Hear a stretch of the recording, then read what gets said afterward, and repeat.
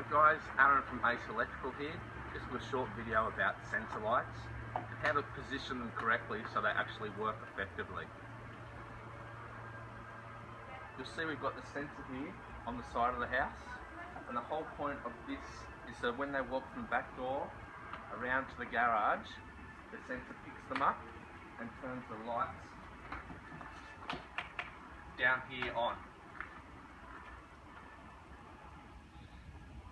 So the reason why you put inside passageways, you don't want the sensor down near the light because it won't turn on until you get very close to it. So that's why we position the sensor up here so it picks you up as soon as you walk around the corner. I'll just get Jared to do a quick walk test and show you how effective this method is at lighting up side pathways.